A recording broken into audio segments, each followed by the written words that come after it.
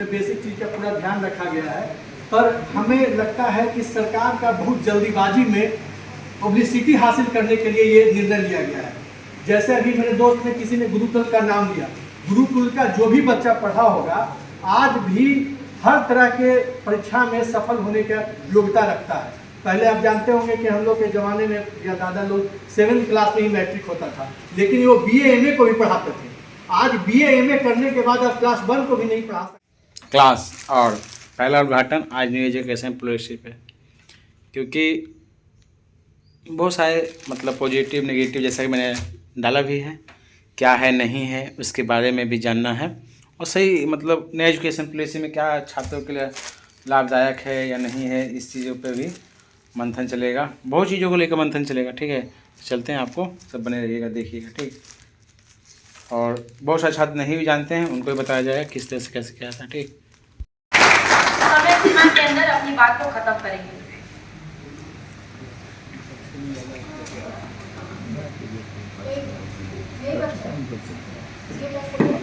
A very warm and hearty good morning to one and all present here.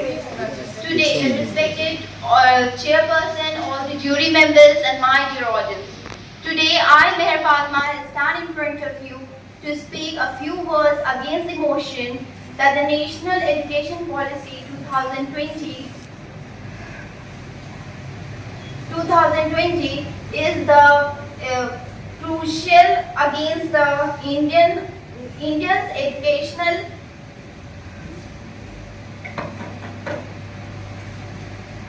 system. I would like to put some of the important factors about this. First is implementation of this education system.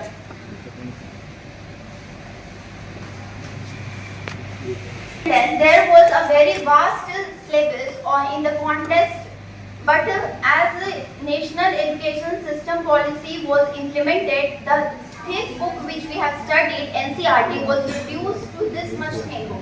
The contest is reduced in 9th and 10th, and we are able to choose our own subject. But when we will go to our competitive regional competition, then we have to compete with all the students and with that all content which whatever we have to read. But if we will राष्ट्रीय शिक्षा नीति 2020 और ITC के संयुक्त तत्वाधान में जो यहाँ पे संवाद कार्यक्रम का आयोजन किया गया है, में जितने भी यहाँ पे उपस्थित जजेज हैं और जितने भी अतिथि हैं, सबको नमस्कार करता हूँ ज्ञान और मौज की भक्ति से। अभी मैं डिपार्टमेंट ऑफ एजुकेशन में अध्ययनरत हूँ और मैं बहुत ही ये न्यू एजुकेशन पॉलिसी पे अपना केवल में इसके पक्ष में बात रखते हुए मुझे बहुत खुशी हो रही है कि सबसे पहले जब राष्ट्रीय शिक्षा नीति 1968 में जब कोठारी समिति के माध्यम से सबसे पहली राष्ट्रीय शिक्षा की बात की गई, उसके बाद 1986 में दूसरी बार पे हमारे फ्यूचर्स की एजुकेशन और क्वालिटी पे बहुत बड़ी असर करेगी, और ये एजुकेशन पॉलिसी आने वाले भविष्य में वेस्टर्न एजुकेशन और अन्य पश्चिमी देशें भी हमारी इस एजुकेशन पॉलिसीज को फॉलो करेंगी। बहुत बढ़िया। आप इसमें आप सेकेंडरी को देखें, सेकेंडरी ऑफ एजुकेशन को आप जब देखेंगे तो ये पहली बार ऐसी एजुकेशन पॉलिसी आई जिसमें प्री एजुकेशन की बात कही। ये बहुत बड़ी बात होती है। जब हमारे रिसर्च में ये पता किया गया, जब रिसर्च की गई एजुकेशन से, तो पता चला कि बच्चों को ब्रेन होता है, वो 6 ईयर से पहले 80 to 85% उसकी डेवलपमेंट हो जाती है उसकी ब्रेन में। तो ये जोड़ना बहुत जरूरी थी। ये वेस्टर्न कंट्री में थे पहले से कि हमारे यहाँ गवर्नमेंट जो स्कूल है उसमें प्री एजुकेशन जैसी कोई व्यवस्था नहीं थी भी, तो बेस्ट ऑफ एजुकेशन प्रोवाइड बच्चों को नहीं करवाया जा रहा था। हमारी जो एजुकेशन पॉलिसीज थी वो रूट एजुकेशन पॉलिसीज और ब्रिटिश एजुकेशन को फॉलो करता था। जो हमारी शिक्षा मैकाले द्वारा दी गई शिक्षा थी, अंग्रेजी शिक्षा, इसको खत्म करके हमारी न्यू एजुकेशन पॉलिसी इंग्लिश को भी शामिल करते करते प्री सेकेंडरी एजुकेशन में रीजनल लैंग्वेज को लाकर, क्योंकि एक बच्चे का सबसे पहला जो आवाज निकलता है जब वो बच्चा कॉक्स से बाहर निकलता है, तो सबसे पहले वो कोई शब्द होता है, उसके पहला शब्द होता है माँ, क्योंकि रीजनल लैंग्वेज लाना बेहद जरूरी था। जब हमारे सेकेंडरी एजुकेशन बच्चे यहाँ से सीख कर जाएंगे, जब वो फाउंडेशन कोर्सेज में जाएंगे, जब वो डिसिप्लिनरी में जाएंगे, और ये सेकेंडरी एजुकेशन ही नहीं, प्राइमरी एजुकेशन ही नहीं, प्री एजुकेशन ही नहीं, आप जब हायर एजुकेशन में जाएंगे तो हायर एजुकेशन में न्यू एजुकेशन पॉलिसीज को बहुत अच्छे ढंग से खोया गया। जब उसको पढ़ेंगे, हायर एजुकेशन के बाद की बात करें हमको, तो पहले हायर एजुकेशन के बाद जब बच्चे 10th क्रॉस करते थे तो उन्हें एक स्ट्रीम दे दी जाती थी कि आप साइंस से हैं तो साइंस, और आप जरूर अपना कंक्लूजन यहाँ कर लें, ठीक है? कंक्लूड करेंगे अपने पॉलिटिकल साइंस डिपार्टमेंट का सनोज भाई।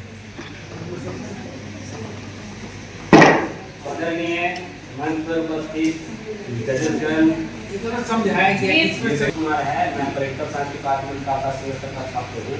मैं NEP के पक्ष में बात करूँगा। गांधी जी एक बात कह रहे थे कि जब भी आप कोई पॉलिसी बनाना, जब कोई योजना करना, तो आप समाज के सबसे निचले तबके पर रहने वाले व्यक्ति को याद करना, जो आपके नजरों से गुजरा हो, जो आपके रास्ता से गुजरा हो, जो बेबस हो, लाचार हो। उसके बाद आपके अंदर जो दुविधा होगी कि मैं पक्ष में जाऊं या विपक्ष में, वो खत्म।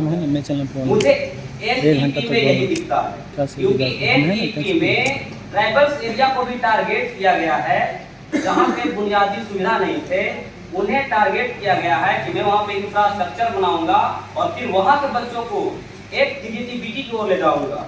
जब वो फर्स्ट राउंड में जो 5+ है, उसमें तीसरी अवस्था में वो होगा, तो उसके अंदर पेंटिंग, आर्किटेक्चर और खेलने की प्रवृत्ति और अन्य ऐसे कला होंगे जो डेवलप हो जाएगा, जो फ्यूचर में भी कि यदि वो बच्चा पढ़ाई के क्षेत्र में बेहतर ना हो तो उसे खेल में बेहतर वो कर सकता है, वो आर्किटेक्चर में बेहतर कर सकता है, और वो अन्य चीजें में भी जाने की संभावना कर सकता है। इसके बाद आप ये भी देखिएगा इस पॉलिसी में कि जब इंस्टीट्यूशन हमारा इतना नहीं था, बुनियादी ढांचे नहीं थी, तो हम क्या करते थे कि अपने एक विषय के साथ दूसरे विषय को एसोसिएट कर दिया करता था। जैसे कि मैं मैथ का छात्र हूँ तो मुझे इंग्लिश, केमिस्ट्री लेना बाध्य था, फिजिक्स लेना बाध्य था। मैं ह्यूमैनिटीज का विद्यार्थी हूँ तो हिस्ट्री के साथ पॉलिटिकल साइंस, ज्योग्राफी लेना बाध्य था। अगर कॉमर्स का छात्र हूँ तो अकाउंटेंसी लेना बाध्य था। लेकिन आज हमारे पास वो सारी बुनियादी ढांचा है जिससे हम बेहतर से बेहतर तरीके से चीजों को निर्वहन कर सकते हैं। तीसरी बात कि उस समय हमारे पास शिक्षक नहीं थे, स्कूलिंग नहीं था, और जब ये सभी चीजें नहीं होगी तो हम क्या करेंगे? मेरे पास एक और एक विकल्प होगा कि हम इसको किसी दूसरे के साथ एसोसिएट करें। लेकिन वर्तमान समय में जो सरकार ये डिसीजन लिया, ये डिसीजन बेहद ही स्वागत योग्य है, क्योंकि इसमें और देखिए कि जिस स्कूल में इस तरह की व्यवस्था होगा, उस स्कूल में एक बेड रखा गया है सर पॉलिसी में कि यदि बच्चों का मन करता है कि मैं सो जाऊं तो उसे सोने दिया जाए। उसके लिए अलमीरा रखा गया है, वहां से पेंटिंग उठाए और कुछ भी पेंटिंग करे, जिससे उसके अंदर एक नया कला का सृजन हो, नया बुद्धि का संज्ञानात्मक विकास हो। इसके साथ इस पॉलिसी में एक और चीज देखने को मिलता है कि जब इस पॉलिसी को सरकार गढ़ा तो लॉजिक दिया कि मैं 5+3+3+4, यानी कि बहुत सारे मित्र बोले कि इंग्लिश पर जो नहीं किया गया रीजनल लैंग्वेज, वो रीजनल लैंग्वेज में वहां तक माइंड का विकास तो होगा, लेकिन आने वाले समय में जो थीसिस का पढ़ाई होगा, जो उसका फाउंडेशन बेस मजबूत करने का पढ़ाई होगा, वहां कंप्लीट कर दिया जाएगा। तो कुल मिलाकर यही मैं कहना चाहता हूं कि मैं इस NEP के समर्थन में हूं, और मुझे लगता है कि अपने अपने पक्ष को दोनों तरीके से जांचना चाहिए। मेरा पक्ष कुछ और हो सकता है, आपका पक्ष कुछ और हो सकता है। आपने बहुत सौभाग्य के साथ बहुत बहुत धन्यवाद। डिपार्टमेंट से नितेश कुमार नहीं है। इसके बाद है मृणालिनी कुमारी। हाँ, एजुकेशन डिपार्टमेंट से अगर इधर से आइए। बेटा से बाहर जाते हैं अपना 3 मिनट के अंदर अपनी बात करते हैं, 4 minute last.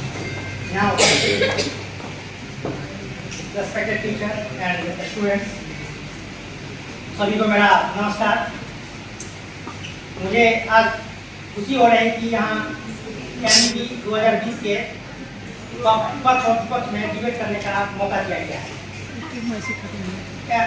National education policy 2020 हमारे देश के लिए और हमारे देश के युवाओं के लिए बहुत ये विषय जो है उसके या तो आप पक्ष में बोलेंगे या विपक्ष में बोलेंगे, ठीक है। आप यहाँ पर आए, आपने पहले पड़ाव में अपने पक्ष में बात को रखा, फिर उसके बाद पक्ष में कह दिया, तो आपने किस पक्ष को रखा है यहाँ पे? प्लस माइनस है ना। तो आपने क्या किया, 0 कर दिया अपना मार्किंग। वैसे आप बोल रहे थे अच्छा, लेकिन ठीक है, हम लोग ऐसे ही सीखते हैं और आगे भी सीखेंगे, कोई बात नहीं।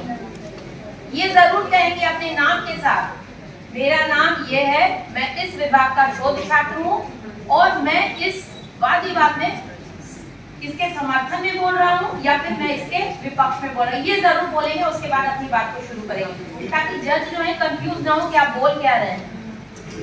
तो अगले प्रतिभागी है मृणालिनी कुमार। मेरा नाम कुमार सज्जन है, मैं सोशल साइंस विभाग में शोधार्थी हूँ। मैं नई शिक्षा नीति पॉलिसी के विरोध में हूँ और इस पर बात रखूँगा। नया शिक्षा नीति भारत सरकार ने बहुत ही जल्दीबाजी में लिया गया फैसला है और इससे एक तरह से पुराना जो अभी वर्तमान में जो शिक्षा चल रहा था उसको पूर्णतः रसातल में ले जाने का उनका जैसे एक तरह से प्लानिंग के तहत उनको पूर्णतः रसातल में ले जाने में व्यवस्था का बनाया गया है। इसका मूल है कि नया शिक्षा में IT tools, personality development, communication है कि जैसे अभी हमने भी बोल रहे थे कि इसमें बेसिक चीज़ का पूरा ध्यान रखा गया है। पर हमें लगता है कि सरकार का बहुत जल्दीबाजी में पब्लिसिटी हासिल करने के लिए ये निर्णय लिया गया है। जैसे अभी मेरे दोस्त ने किसी ने गुरुकुल का नाम लिया, गुरुकुल का जो भी बच्चा पढ़ा होगा आज भी हर तरह के परीक्षा में सफल होने का योग्यता रखता है। पहले आप जानते होंगे कि हम लोग के ज़माने में या दादा लोग 7th क्लास में ही मैट्रिक होता था, लेकिन वो BA MA को भी पढ़ाते थे।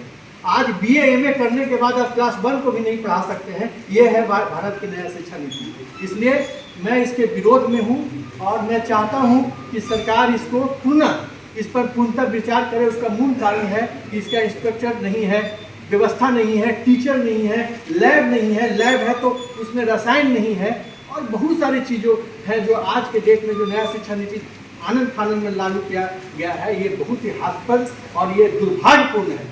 मैं इसका घोर विरोध करता हूं और मैं आपको एक चीज़ और बता देता हूं। आपको आश्चर्य होगा जब 2020 में जब नया शिक्षा नीति आया और इतने विद्वान लोग, इतने यशस्वी लोग देश के जो शिक्षा नीति लाए, उन्होंने आपको बहुत बड़ा हम लोग को अंधकार में, हमारे आने वाली पीढ़ियों के अंधकार में डालने की कोशिश किया।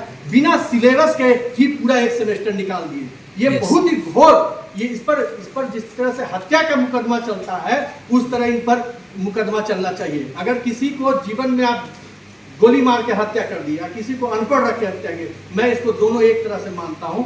मैं इस शिक्षा नीति के बिल्कुल विरोध में हूं। ये अपनी पब्लिसिटी लेने के लिए आनंद फानंद में लाया गया है। अच्छे पर्सनालिटी डेवलपमेंट बहुत अच्छा बात है, बहुत सुंदर लगता है सुनने में, पर ये जमीन पर कहीं नहीं है। इसका मूलभूत कारण ये बहुत आनंद फानंद में लिया गया सरकार का निर्णय है। मैं सर से और ये आप लोग के मार्फत अगर ये बात अगर जाएगी तो मैं चाहता हूँ कि जब पुनः विचार करें और अगर इसको जमीन पर लागू करना है तो। धन्यवाद। यस, आप पूरे प्रामाणिक तरीके से और मौलिकतापूर्ण ढंग से यहाँ प्रस्तुत कर सकते। स्कॉलर 3 मिनट में करेंगे। और मैं women study doctor Shyam Kumar, मेरा ये सेकंड जो है KT है, रिसर्च स्कूल का स्टूडेंट हूँ। और मैं तो ये बोलूँगा कि ये जो है ना बिल्कुल आनंद फानंद में लिए गए निर्णय है शिक्षा नीति में। तो शुरू से ही हाथरस का था जो बोलते हैं कि तो सही कि अचानक शिक्षा नीति बनता है और एक बहुत बड़ी ये जो है ना और शिक्षा नीति को एक ही दो की मतलब जिस पे छोटे पैमाने पे नहीं देखा जा सकता है। आप तो एक तो 1982 के बाद 1998 में संशोधन करते हैं, उसके बाद 2020 लाते हैं, 2023-24 गुजरता है। उसके अनुसार अगर आप ये सोचते हैं कि भाई अगर चेंजिंग होना चाहिए या डिजिटलाइजेशन है, अगर बहुत सारे विदेशी कंट्री हैं उनको, जैसे अफगानिस्तान हो गया, रूस हो गया, चाइना हो गया, पड़ोसी कंट्री हो गया, ये सब से अगर संशोधन जैसा संविधान बन रहा था तो वहाँ अगर बनाने के कानून की तो कई देशों से उठाकर लाया गया था। ठीक, अगर हम अच्छी चीज़ जो देश तरक्की कर चुका है उसको अगर उससे भी उसका सारा ले लेते शिक्षा नीति को, उससे लेकर उसमें जो बेस्ट है, बेटर है, जो आने वाले भविष्य के लिए है, डिजिटलाइजेशन का आज का जमाना है, उनका हमारे कंट्री को बहुत आगे ले जाना है।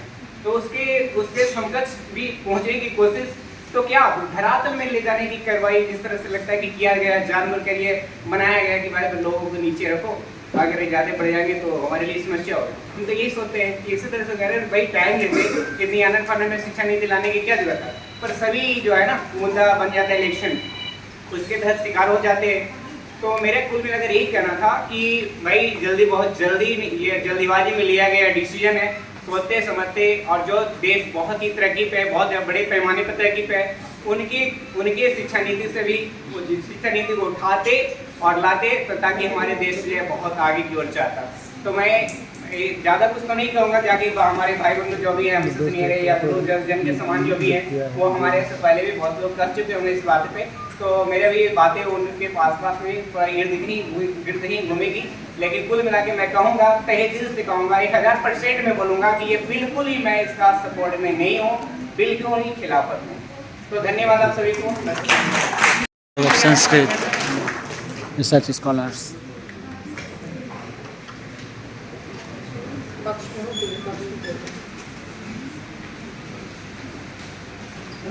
मैं दिलीप कुमार, स्कॉलर संस्कृत विभाग। मैं शिक्षा नीति का पक्ष में हूँ।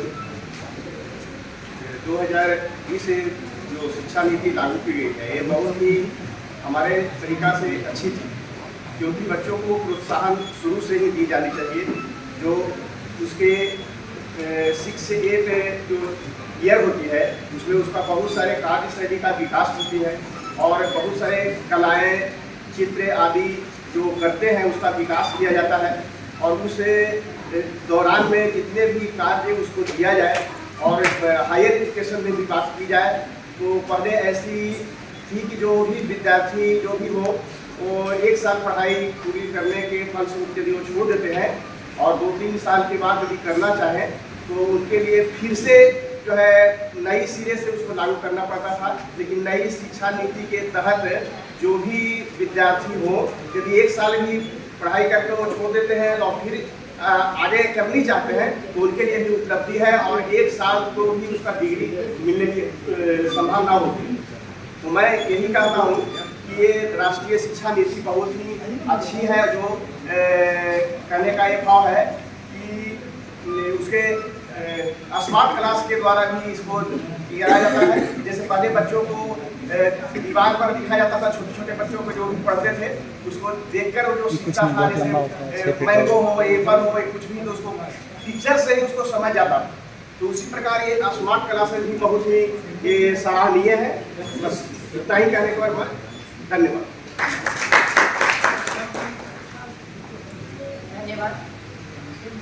आप श्रोतागण से मैं एक बात कहना चाहूँगी कि किसी कार्यक्रम में श्रोता और वक्ता दोनों को बहुत महत्वपूर्ण हो जाता है उस सभा की जो एक मर्यादा होती है उसको पालन करना।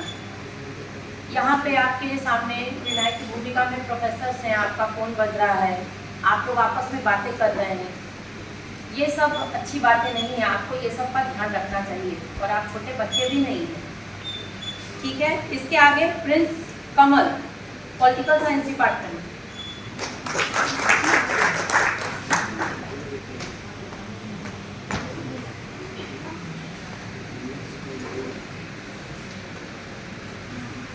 मैं Prince Kamal, political science department first year का स्टूडेंट हूँ। आज मैं नैप के विपक्ष में अपने विचारों को रखूँगा। सबसे पहले तो मैं इसके बारे में कहना चाहूँगा कि कोठारी कमीशन ने बोला था कि 6% GDP का हम लोग नैप के ऊपर खर्च करेंगे, लेकिन इससे पहले कोई भी गवर्नमेंट आज तक 3% से ज़्यादा एजुकेशन पे खर्च नहीं कर पाई है। तो ये एजुकेशन पॉलिसी पे बहुत ही बड़ा फाइनेंशियल स्ट्रेन होगा। दूसरी चीज़, इसमें हम लोग अभी तक एजुकेशन को नॉट फॉर प्रॉफिट करके गवर्नमेंट ने प्रॉफिट करके टैक्सेशन लगा सकते हैं, जिससे कि वेलफेयर के लिए भी फंड आएगा। और बहुत सारे प्राइवेट स्कूल जिन्होंने अपनी फ़ीस को बहुत ज़्यादा हाई कर रखा है, उससे भी लोगों को काफ़ी रिलीफ मिलेगा। और मैं कहना चाहूँगा कि सबसे बड़ा जो इसका ड्रॉबैक है वो है इसका इम्प्लीमेंटेशन। पॉलिसी में कहीं भी ये नहीं बताया गया है कि हम इसको इम्प्लीमेंट किस तरह से करेंगे, इसका रोड मैप क्या होगा। ये आइडियाज़ तो बहुत अच्छे हैं कि हाँ हम लोग बहुत सारी चीज़ें करेंगे, रीजनल लैंग्वेज में प्रमोट करेंगे, टीचर्स होंगे स्पेशलिस्ट, वोकेशनल कोर्सेज रहेंगे, लेकिन कोई भी चीज़ क्लियर कट नहीं है कि ये सारी चीज़ें होंगी कैसे। इसलिए ये बहुत ही अच्छा और एक चीज़ और है कि मैं ऐड करना चाहूँगा, ये हमारे एजुकेशन सिस्टम के इंस्टीट्यूशंस पे भी बहुत ज़्यादा वर्कलोड बढ़ाएगा। जैसे कि इसमें कहा गया है 5+3+3+4 का स्ट्रक्चर रखा जाएगा, लेकिन इतने सारे स्ट्रक्चर्स को फॉलो कर पाना, हर चीज़ को मेंटेन करना, ये भी अपने आप में बहुत बड़ा चैलेंज होगा। और हमारे पास अभी तक बहुत सारे जगहों पे सरकारी स्कूल्स, टीचर्स, ये सारी फैसिलिटी ठीक से अवेलेबल नहीं है। और उसमें हम कह रहे हैं ये नई एजुकेशन पॉलिसी को लागू करेंगे तो ये अपने आप में ही बहुत बड़ी समस्या होगी। इसी के साथ मैं अपने विचारों को समाप्त करता हूँ। Thank you. हमें भी जाना है, इसलिए उनको मैं बुलाना चाहूँगी और आपकी बात को आप बहुत अच्छे ढंग से यहाँ प्रस्तुत करेंगे। 25 नंबर क्या है सर? क्योंकि उनका सेमिनार है। हाँ, इसीलिए मैंने बता दिया सेमिनार है, इसलिए उनको। Thank you so much. मेरा नाम विवेक कुमार है, मैं बीएड सेकेंड ईयर का छात्र हूँ, एजुकेशन डिपार्टमेंट एमयू में पढ़ रहा हूँ। मैं अभी NEP 2020 के पक्ष में बोलने जा रहा हूँ। मैं सबसे पहले तो के कस्तूरी रंजन सर को थैंक यू कहूँगा कि उन्होंने इतना अच्छा डाटा तैयार किया NEP national education policy India का सुधारने के लिए। सबसे पहले 10+2 जो डाटा था इसको उन्होंने ख़त्म किया 5+3+3+4। तो इसमें क्या था, fundamental stage, preparatory stage, middle stage and secondary stage.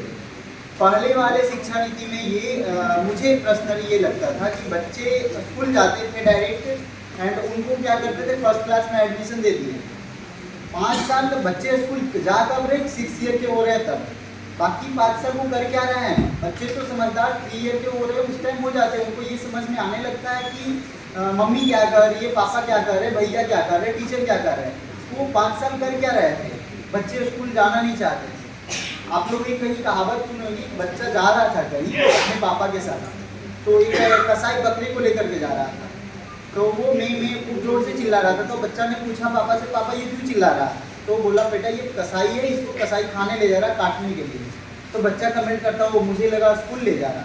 मतलब एजुकेशन सिस्टम का ये सिस्टम मतलब ये घटिया हालत था इंडिया में कि बच्चे स्कूल जाने से इस कदर डरते थे कि बकरे कटने जा रहे हैं उसको भी बोल रहे कि अच्छा स्कूल जा रहे हैं ये, मतलब ये माइंडसेट हो चुका था। तो मैं के कस्तूरी रंजन सर को बहुत थैंक यू बोलूँगा। मैं बहुत खुश हूँ कि इस तरीके का डाटा प्लान आया। NEP हमारा जो 2020 है, और मुझे लगता है कि कहीं ना कहीं अगर हमारे जो भी हायर अथॉरिटी के जो भी चेयरपर्सन मैम लोग होंगे या जो भी डिसीजन मेकिंग पर्सन होंगे वो इसको 2030 तक इम्प्लीमेंट कर देंगे, और ये इम्प्लीमेंट होना बहुत ज़रूरी है। अब जहाँ तक रही बात इसके पक्ष में बोलने का, तो मैं अब देखिए लैंग्वेज बैरियर, सबसे पहले लैंग्वेज बैरियर को ख़त्म किया गया। अभी क्या था कि आप अदर यूनिवर्सिटी में जाते थे या अपने ही क्लास में या अपने ही यूनिवर्सिटीज़ में कहीं आप स्पीच देते थे, तो टीचर्स का माइंडसेट ये होता था ये इंग्लिश में बोल रहा है ना, इसका थोड़ा अच्छा मार्क्स दो, ये हिंदी में बोल रहा है ना, इसका थोड़ा कम मार्क्स दो। तो अब ये नेशनल एजुकेशन पॉलिसीज़ में बना दिए हैं कि आप ये हिंदी में बोल रहा है, इंग्लिश में बोल रहा है, उसको मत नोटिस करो, वो बोल क्या रहा है ना उस पर नोटिस करो। दूसरा इसका सबसे अच्छा जो मुझे लगा कि सिलेबस को रिड्यूस किया गया। अभी जैसे हम लोग पढ़ाई किए तो हम लोग NEP 86 के जो प्लान था उसके अकॉर्डिंग किए।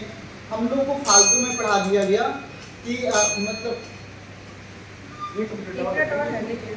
इसका सिलेबस को रिड्यूस किया गया। उससे बच्चे क्या टू द पॉइंट पढ़ेंगे एंड उनको जो जिस फील्ड में जाना है ना उस फील्ड में जाएंगे। और दूसरा स्किल डेवलपमेंट पे बहुत फोकस किया गया। जैसे बच्चे पढ़ रहे हैं और उसके पास स्किल है कारपेंट्री का या पेंटिंग का या सिलाई का, लड़कियां बहुत सारा सिलाई करना चाहती हैं, तो इस पे फोकस किया गया कि आप स्कूल के साथ साथ इन सब चीज़ों पे भी आप फोकस कर सकते हैं। आपका जो स्किल है एक्स्ट्रा स्किल उसको आप इम्प्रूव कर सकते हैं। That's all. मुझे ये अच्छा लगा। 2 बार नेट निकाले हुए हैं, हर एक सब्जेक्ट से अपना नेट क्वालिफाइड किया है।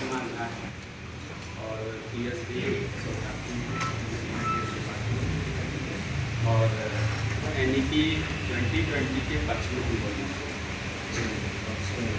सबसे पहले NEP 1986 आया था, उसमें बहुत सारे विसंगतियाँ थी। उस विसंगतियों को दूर करने के लिए NEP 2020 आया। इसमें प्रमुख रूप से हमारा NEP का ध्येय रहा कि विश्व को शिक्षा में एक शक्ति बनाना, शिक्षा शक्ति के रूप में विश्व को समर्पित करना। इसके लिए किया गया कि 4 स्टेज बनाया गया, 5, 3, 3, 4। तो 5 जो है 5 में 3 साल का जो आपका कैटेगरी है जिसको कहते हैं फाउंडेशन स्टेज। फाउंडेशन स्टेज है 3 ईयर जो है 3 ईयर में दिया गया कि आंगनबाड़ी, आप लोग जानते होंगे कि आंगनबाड़ी, तो ये सिस्टम पहले नहीं था। गवर्नमेंट स्कूल में ये सिस्टम नहीं था पूरे भारत में। तो इसको NEP 2020 में इसको जोड़ा गया, जिसमें से कि उसका स्टेज जो है अच्छा हो, फाउंडेशन स्टेज अच्छा। उसमें रखा गया है क्या कि प्लेइंग, और प्लेइंग के साथ में उसको संगीत के माध्यम से शिक्षा देना, साथ ही उसको एक NCPF लागू किया गया। NCPF क्या है? नेशनल करिकुलम पेडागोजी फ्रेमवर्क, जिसके माध्यम से बच्चों को देखा जाएगा कि 3 वर्ष का जो बच्चा है उसका कितना डेवलपमेंट हुआ, उसका क्या असेसमेंट कर रहे हैं, उस असेसमेंट के आधार पर उसको 1 क्लास में वो प्रमोट करें, जो कि फाउंडेशन स्टेज का ही दूसरा स्टेज है 2 वर्ष का। उसके बाद माना गया है कि आप लोग जानते ही हैं कि 85% जो है 8 साल तक के 0 से लेके 8 वर्ष तक के माइंड का डेवलपमेंट हो जाता है। खास करके इसी पे फोकस किया गया कि अगर 85% आपका माइंड का डेवलपमेंट हो जाता है, आपका फाउंडेशन ही बेटर हो, तो उस पर बुनियाद अच्छा होगा, तो उस पर बिल्डिंग अच्छी बनेगी। तो इसका ख्याल रखा गया। उसके बाद जब 2 साल है 1 और 2 फाउंडेशन ही स्टेज का है। उसके बाद सेकेंड स्टेज जो है, सेकेंड स्टेज में रखा गया प्रीपरेटरी स्टेज। प्रीपरेटरी स्टेज कहता है कि हमारा जो ये 3 और 4 क्लास जो है उसमें भाषा की बहुभाषिकता को सिद्ध करना चाहिए कि बहुभाषिकता क्या है, कि अलग अलग भाषाओं का ज्ञान हो। क्योंकि इसका एक एम रखा गया कि जितनी बहुभाषिकता होगी, जितना आपके पास भाषा का ज्ञान होगा, वो भाषा शक्ति के रूप में, संसाधन शक्ति के रूप में भाषा को संसाधन माना जाए। तीसरा पॉइंट है कि इंटरडिसिप्लिनरी सब्जेक्ट का ये लाया गया, इंटरडिसिप्लिनरी सब्जेक्ट लाया गया, जिसमें है कि जो भी भाषा, जो भी सब्जेक्ट के स्टूडेंट हैं, उन स्टूडेंट का अगर दूसरे सब्जेक्ट में जाना हो किसी समय भी वो जा सकते हैं। ये बाध्यता नहीं होगा कि ये विषय के हैं तो वो विषय नहीं पढ़ेंगे, वो विषय है तो वो विषय नहीं पढ़ेंगे। चौथा पॉइंट इसका मेन है ABC, एकेडमिक क्रेडिट बैंक का, जो एपार का एक माध्यम बना गया, तो उसको ABC अकाउंट दिया जाए। तो ABC अकाउंट जो है उसमें लाएगा कि अगर बच्चा 1 साल का है, 1 वर्ष तक BA कर रहा है और BA करने के बाद किसी माध्यम से छोड़ देते हैं, तो वो 0 हो जाता था कि कहीं दूसरे जगह गया तो उसका फिर से उसका एडमिशन होता था। बहुत सारे छात्र ने अपना कर्तव्य मतलब जो भी होता है सभी ने रखा। और मेरे पास टाइम नहीं मिला। First prize, second prize, third prize तीनों को डिस्ट्रीब्यूट कर दिया गया है। और आपका क्या राय है कमेंट्स बॉक्स में जो जल्दी दे। क्या इस शिक्षा नीति से छात्रों को फ़ायदा होता है या नहीं होता है, इस पर एक डिबेट रखेंगे। डिबेट करने का मतलब कि बहुत सारे छात्रों को 3 मिनट टाइम दिया गया था और मेरे चैनल पे सोचेंगे कि एक से एक स्टूडेंट बुलाया जाएगा और थोड़ा सा उनसे पूछा जाएगा क्या कौन सा शिक्षा नीति सही है नहीं है। आप सब अपना कमेंट राय जरूर करें, ठीक है। और जो एक रिजल्ट आया था उसके बारे में भी और एडमिशन को लेकर एक है, हम पहले पता कर लेते हैं, उसके बाद वीडियो बना के आप सभी को छात्रों को जो बताएंगे, ठीक है। तो वीडियो को एंड करते हैं। आप शिक्षा नीति के बारे में जानिए, समझिए, सबका बातों को देखिए क्या है नहीं है, ठीक है। Take care, best of luck.